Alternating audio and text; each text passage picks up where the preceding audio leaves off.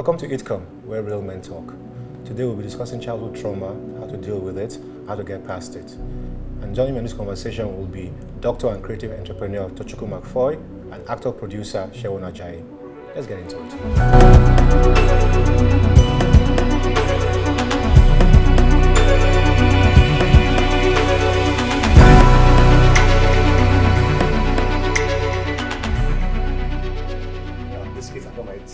Spill the tea on a very, very sensitive topic, which a lot of guys don't talk about, which is trauma.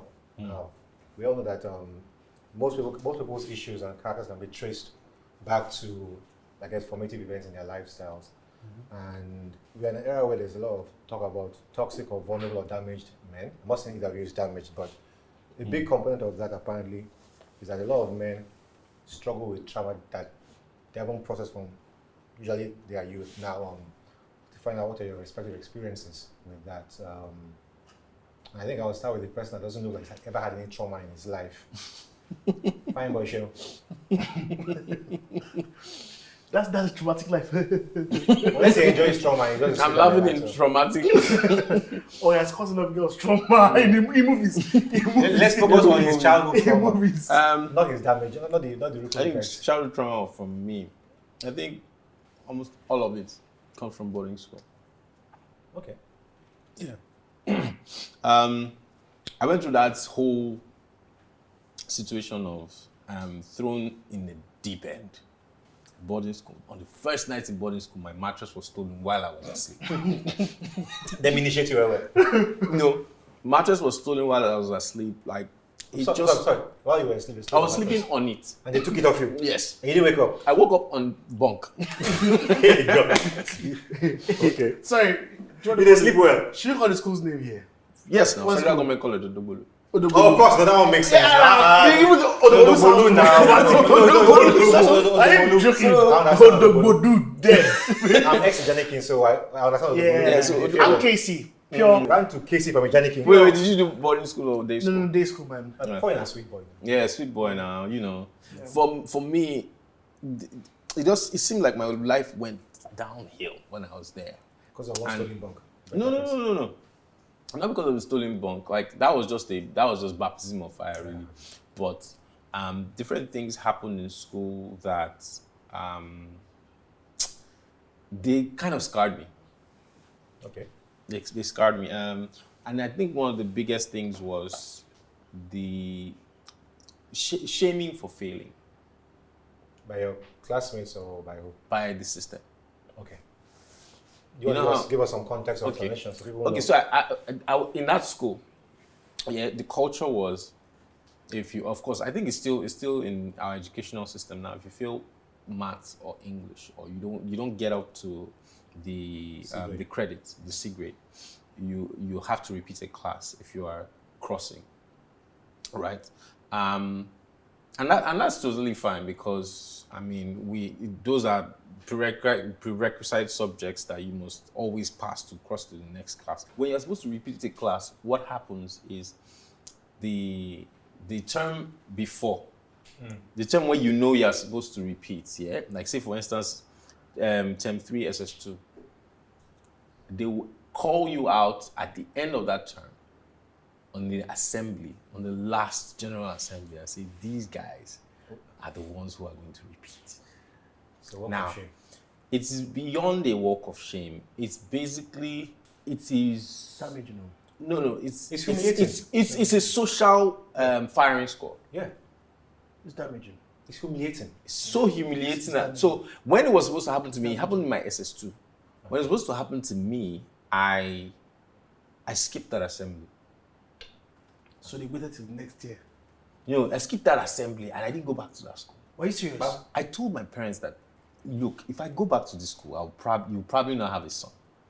Wow. Okay. Yeah, it was that bad because wow. I had seen how repeating, so repeating students were the outcasts. Yeah. Wow.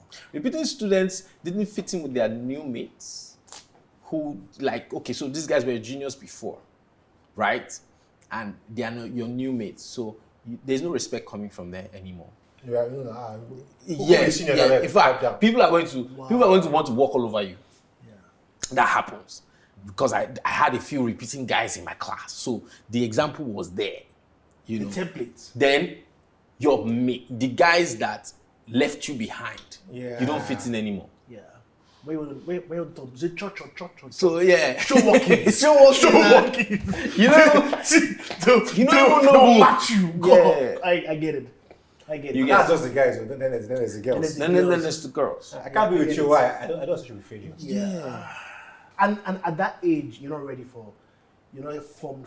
Yeah, you're not armed. You're not armed mentally to deal. I hear you. I hear you. So I think that trauma for men could come from many different places. As the young Seun, if I could have a conversation with him, it would just be like, fam, it's okay to fail, you know. Yeah. I get it. Like if you failed, it means that that's part of the system failed you because you weren't taught well enough to understand this thing. Get it. Is there any other trauma, or is it just stolen bunk beds and firing sports? I mean, there's much more, but that's just one example for me. Okay, we'll let you process that one and come back because we're going to dig into that. Foy, as someone with a medical background, you should be very well acquainted with the science and all that. Trauma, but put that aside for a minute and talk about your trauma experiences. I'll say that mine was transferred from family. So I had a few family traumas. I'm the first son of an Igbo man. Double okay. And I've always been creative. Treble okay. But I had to read No, that third one. Yeah. But I had to read medicine. Yeah. And I would say that it was just contextual. You must, in his own time, you must read. It was a professional course. Accounting, professional course. Accounting, engineering, medicine, law, architecture. And they lived in a competitive context. Yeah. So there's a lot of comparing. I remember in my first year university, I wrote a letter home that I'm leaving medicine. Okay. And I went to mass comm, and the next Monday, my dad was in class, in the mass comm class. Wow. And I repeated a whole year back to med school. My year. And because I had ADHD, attention issues, I used to struggle in class. In medical school? Oh, I struggled. And we didn't know what that was then. Yeah. Which makes it even worse. I struggled. I used to try, then I had a small phone, I was trying to record my classes. I had, So, spending 6 years doing what you're not the best at, it's hard. But you so ironically, you this might not be. I finished. You finished it. I finished it. And it gave me a strength that I have forever. Okay, which is? I know how to finish things. Yeah. I know how to finish things. I need some of that. But the experience, it wasn't funny. There are days where it was real. There were days where I felt like a failure. There are days where you just feel useless. Yeah. For real. And it's, But I remember that I learned something about trauma that is not medical, that is just contextual. Traumas are the bad things that happen to you and the good things that happen for you. Okay. You bet. Yeah. The bad things, yes. But I've also had dreams that didn't happen and you prepped for. Please give us context, because Like, for example, as a kid, you went to school, do your A-levels in London. You were ready. Tell me about it. And then it didn't happen. It could be traumatic when you have prepared. A few big dreams that, and that trauma could even be the worst of all, because the bad ones happened to you. The ones that didn't happen for you were the ones you dreamt about. The ones you imagined, the ones you... Yeah. And You made an attempt and the it ones fell you on your participated in the in the process. In the process. so it's a trauma of hope dash. Of hope dash. Yes, of hope dash. Of hope dash. Yes. It's real. It's the realest stuff. It's real. Yeah. And I've gone through that. That's not even childhood for me. That's young adult for me. It's real. Okay, go on. It's real. I mean, I think, It's real. So yeah. you know, so sometimes I play I'm an actor and I have quite a fertile imagination. So sometimes I play scenarios in my head where I sit down and I have an interview with the younger me. And sometimes he's just pissed. That's the younger me. He's just pissed off like, dude, this was not our plan. Yeah.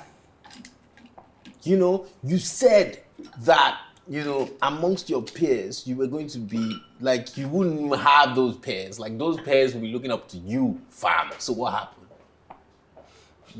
Yeah. So here's a question I want to ask, but I'll come back to trauma, but is it possible that trauma also perpetuates as a result of ideas and notions that we have for ourselves that we're not of our own making, but we are a culture to become? For reference, when he said first son, there's a stereotypical role of the first son, being the provider, the defender, and all that. He said Igbo, and then culturally, the Igbos are seen to be quite stoic and entrepreneurial. Yeah. And then the fact that he was creative, so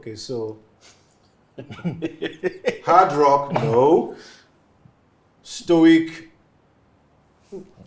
no. And then this one wants not gonna do acting. They said that you want to be a dancer. That's what they said in Igbo. Like you want to be a dancer. Ah man. So yeah.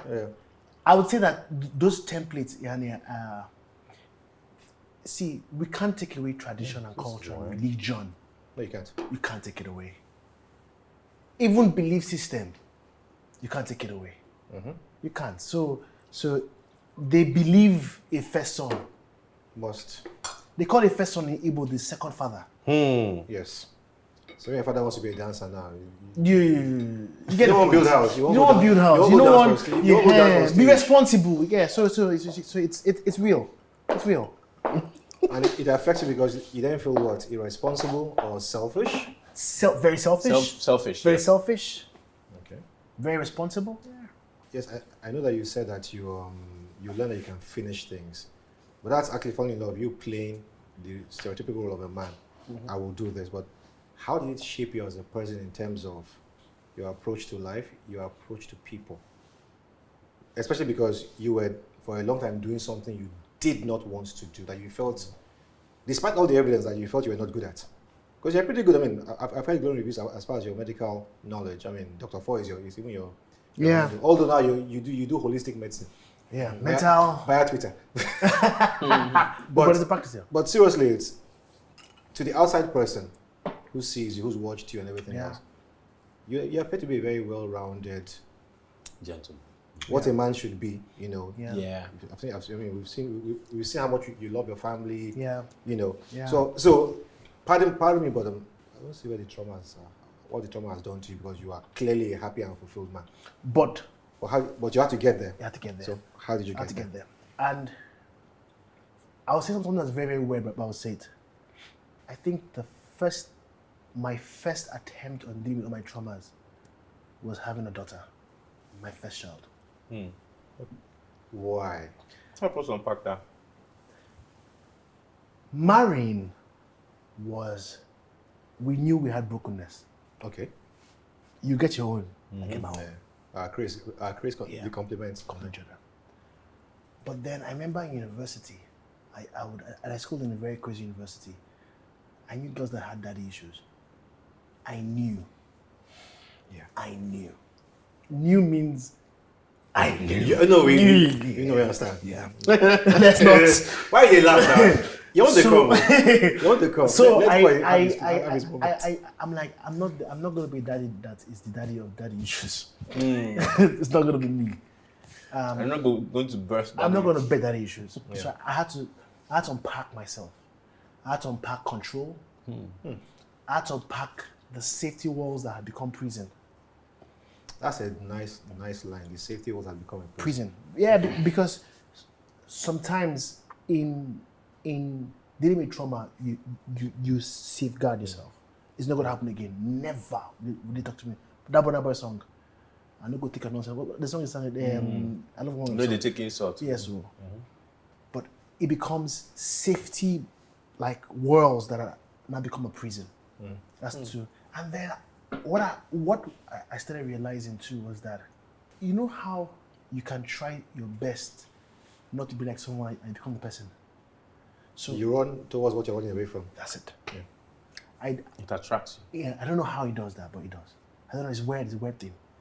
It's a weird thing. It's about focus. Somebody explained this to me. Yeah, of course. It's about focus. You know, Yeah. when you're focusing, when you say to yourself over and over again, I don't want to be like this, Yeah. you're focusing on that thing. It's the Coco paradox. My father was a coward. I will not be a coward, and it was his cowardice that led to him killing his son Ikemefuna because he didn't want to appear weak, which in itself is a form of weakness. Because if he was really strong, He would have stood up. But the trauma of, again, is that issue of the father was seen as a weakling and as a coward. So yeah, when you run from it, you inadvertently end up running towards it. Yeah. So that was parenting. I'm going to be honest with you. And wife knows was when I said, no, I still have this traumatic experiences. Sometimes I run away from challenges then. Just instead of you facing it, because you had to survive in traumatic spaces. So instead of you facing, you run. But that's not how you do life. You have to face. So is it all gone? No. But am I aware of most of it? Yes. What I would say do is that most men cope, Yani, most men cope. Well, most of them are still coping. And coping is we cope. We cope through life. Most men cope with sex, cope with alcohol, cope with Arsenal. This is Man U fan. It's finished. Man is dead. They are saying childhood trauma. This is my chronic existence. No. He's dead. Excuse me. Man U is a traumatic life. This is my show. Childhood trauma, not adult depression. Please. In fact, you know what? Shehu, please. What's your fan? I'm sorry. I'm not a football. So you're from an Arsenal fan. No, I don't watch football. So what's your childhood trauma story? Okay, I've told one of those. Yes. So Orlando, how have you evolved from or grown with it? Dr. Foy said something about coping, right? And for me, what I've seen with myself, and for me, it's just the daily correction. You know, when you were describing him, you were talking about him looking like a model, like a model family man. Yeah. I don't consider that to be the case for myself. Because I'm on the inside. Yeah. I'm on the inside, and I'm not seeing it from outside. If it is, it's great. But for me, it's still a daily one foot in front of the other. Do you get? I grew up in a family where there wasn't enough. There was never enough, you know. And there was the chorus of, where am I going to get it from? You know, like the scarcity of resources, and you know, there was almost like an indoctrination. That language was transferred to the next generation. You know, so it's the process of coming out is where you're saying, okay, I don't want to speak like my folks. I don't want to speak like my dad. You know, how are we going to do this? But you see that it boomerangs right around and comes back to you. So for me, it's been the process of stop thinking, okay, I don't want this to happen. Focus on what you want to happen. Yeah? Focus on what you want to happen and constantly say it and pursue it. As an actor, you basically step into other people's worlds. So has that been a good, I guess, coping or transference mechanism? Escape. And two, you also play a lot of, pardon my French, damaged fuckboys. Is that something that you gravitate towards? Because as a child, you didn't have a girl. As a youth, you couldn't afford me. No, for real. As a youth, I couldn't afford me. No, for real. As a youth, No, even as an upcoming actor. I mean, that's even as an upcoming actor. I stayed away from some really, really exciting looking adventures because I was just like, wait, do I need to respect myself? Yeah? Mm-hmm. I need to respect myself because, wait, the excitement and the romance needs to be funded. And it was not there. I didn't have it like that. You could act like it was. You're an actor now. No, so my mother, bills. You don't have bills, so you don't have bills. You don't have bills, so there were a few romantic Yes, situations, and actually like. It's probably over there. Don't be an actor.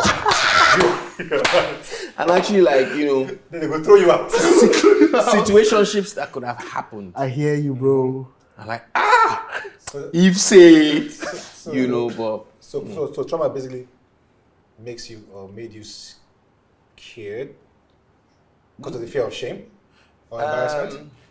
So of course, shame and embarrassment. Yes, that was a big thing. You know, it was a big thing for me, being not wanting to be exposed and vulnerable about the fact that it's not there right now. But Dad, I met you a couple of times now. Once you're acting again, each time I see you, granted we're in slightly different circles because I'm the old man in the room, and you're a very successful entertainment somebody. Whenever I see you at functions, you're almost always one of the most charismatic guys. You know, everyone gravitates towards you. So,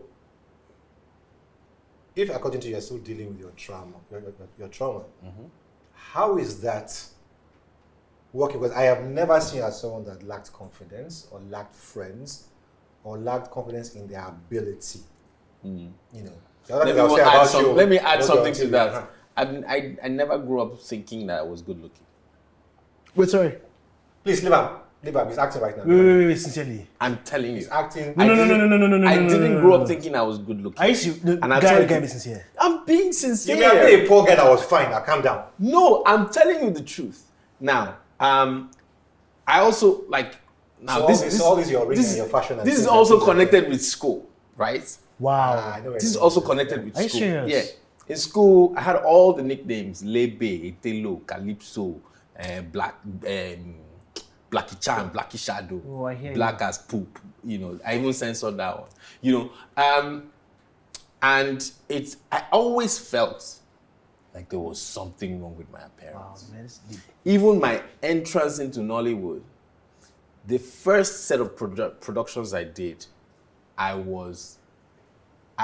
felt like a leper because the gaffers were complaining they couldn't light you up, yes. And DPs would complain that, this guy too black. There was one DP that said, he was panning the light. He said, this guy, they drink the light. Hey God. See, people are wicked in this life. I died. People are wicked. I died twice. So that's it. But there was one occasion where I actually told everybody off and walked off the set. And, you know, the AD, his name is Seun Ajayi. He's a big director on television right now. And George came out to me. He apologized on behalf of the entire crew, and you know, he basically said to me they were all being shitheads, and that he apologized. And after that day, I was sure that there was nothing wrong with me. You know, appearance-wise. So, childhood trauma sometimes I think it's like veils. It veils your view of yourself sometimes, you know, or a lot of the time. One incident in your life starts to define identity, you know, and if it's not something that's dealt with early, especially with guys that don't talk. And most guys don't talk. Most guys don't talk. I'm so guilty. I don't talk. I only started to learn it. Okay. So most guys don't talk. Why is that? I think most guys don't talk because it's been widespread that the culture of talking is not a manly culture. Of speaking of your vulnerabilities. I agree. But I'll say that here. I'll say that. I'm in some circles with you, and some men have gone through a lot. Yes. A lot. And we just hear be 10 years later. Yeah. I'll say that it's also a thing that most people in the past haven't been able to handle a man's vulnerability. So he shuts out. Yes. When they say speak, talk. Then you're not gonna talk. That's why I tell. And they don't know what to do with it. Yeah, we did. That's why I always tell. Like, I remember first time in marriage, I shared one vulnerability with my wife. She asked me, "Why are you telling me?" My brother, marriage counselor said, "Tell you, marriage counselor said I should tell you." She said, "Why are you telling me?" My brother, I felt like the shape. I went down. I felt small. So, but we got better. But bro, see, men are suffering though. Let me tell you. Men are suffering. Let me tell you. For when I was getting married, there was a time when we were doing wedding preparations. You know, I was believing in the fact that God has said, "Oh, this is the woman." We chose a date. We're prayerful about it. But when the rubber meets the road, the bills show up. The bills for a wedding show up. And there's no long explanation. It needs to be sorted out. And there was a point where, I was the one who was leading the charge and saying, "Babe, don't worry. God has got us. We'll be fine." But at some point, I knew that even me said my faith is shaky. And I happened to say this to my fiance. Do you know what she said? What? She said, "What do I do with this now?" Hey, God.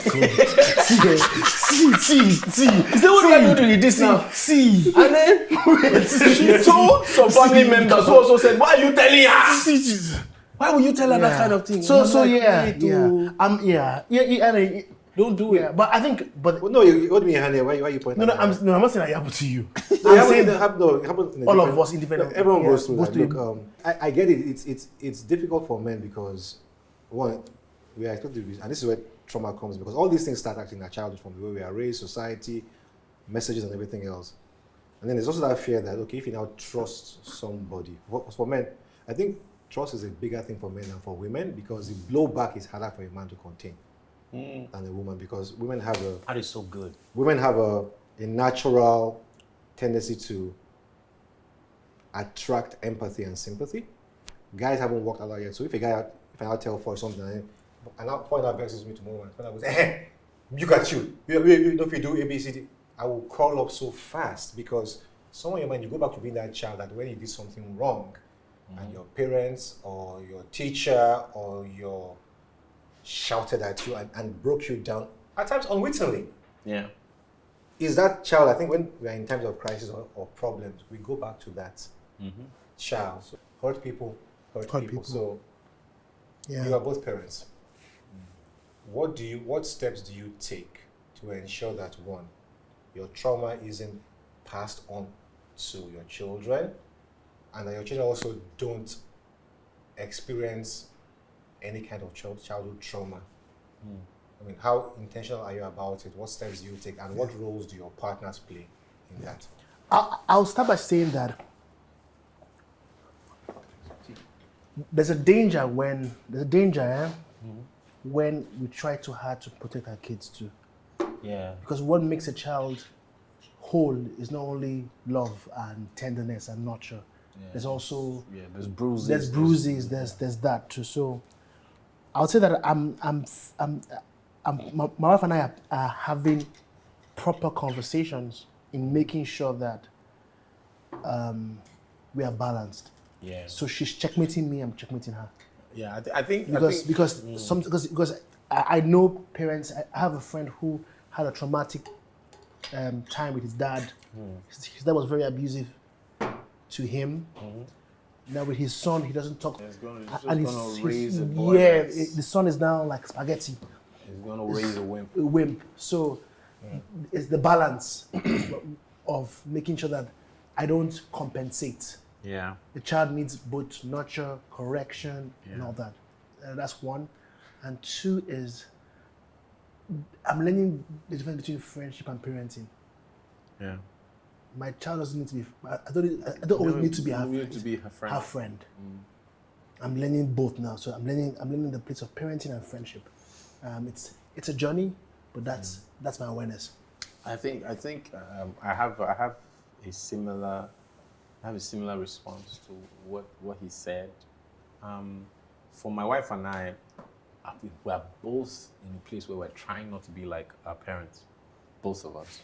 So whenever we see it with the other person, we try to, checkmate. One checkmates the other. And of course, it's a journey. At some point, we have safe words with, okay, you're spoiling this one right now.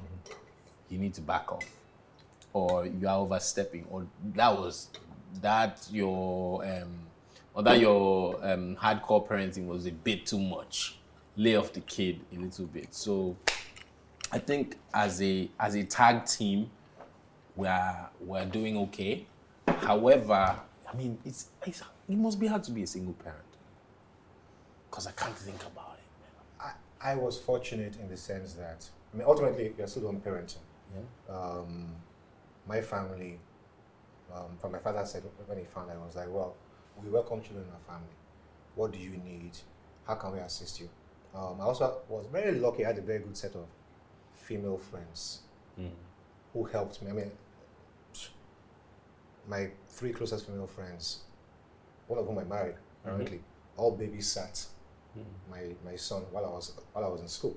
So I was blessed to have that environment. He was blessed. But I also found it very, very interesting that You're blessed. none of the people around me who helped me were men. They were always guys that, they go club, they go out. Well, come. Girls like singles, as men, bro, we can go out once in a while, so I can collect numbers. But it comes back to men still don't know how to help men through difficulty.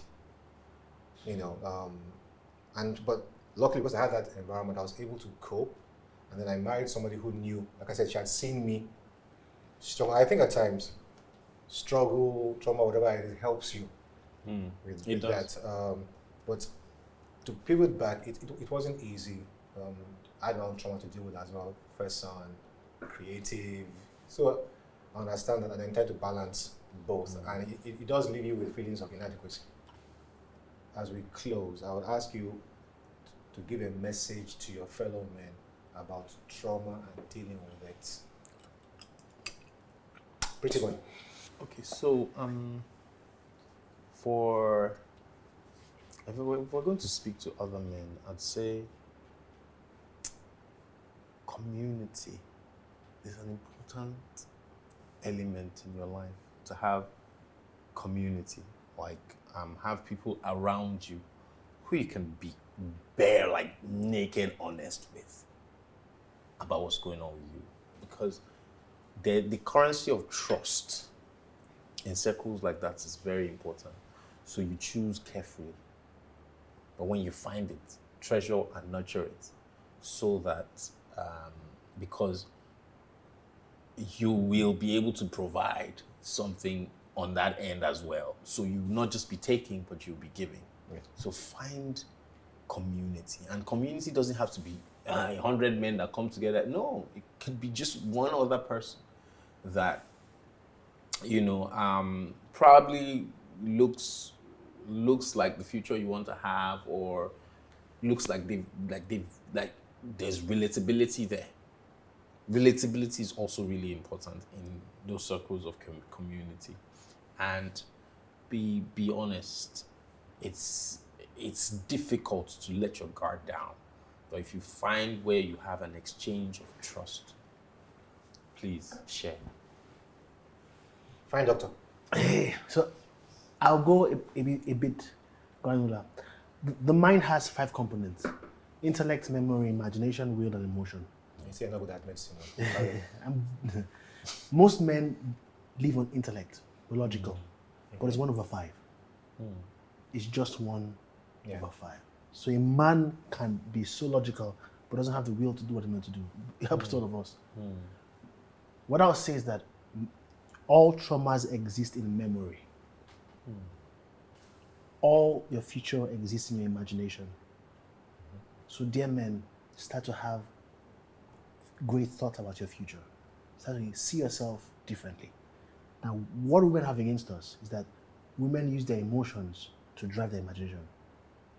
They talk, they see, they talk, but most men, our emotion, we use it to go back to a memory. Yes. That's so analytical. That's so clinical. And this boy says he doesn't understand medicine. That's so clinical, man. So we have to be progressive in how we talk. One is a car in reverse. Yeah, one is the other. So we talk headed forward. We talk. Change the past, but you can learn from this. Women just about it. They talk about it, but there isn't that because the emotion is a present energy. They are using to build the future. But we use it to put it in reverse and yeah. kind of so relax. We have to learn to how to manage our imagination better. Wow. Yeah. Wow. I don't think there's anything else that we could say after that. That's some good analysis. So, thank you very much for sharing your stories. Thank you. Thanks for having me. Thanks, man. Thanks for having me. Thanks for the wine. Thanks for the drink, man. Thank you. Thank you. I'm having the tea, but you know what? Thank you. Cheers to this. Thank you. Cheers to this. Thank you. Hi guys, my name is Seun Ajayi. I'm an actor producer. My name is Tochukwu Macfoy, Dr. Foy. I'm a doctor, an entrepreneur in the creative economy. And I'm in the company of men.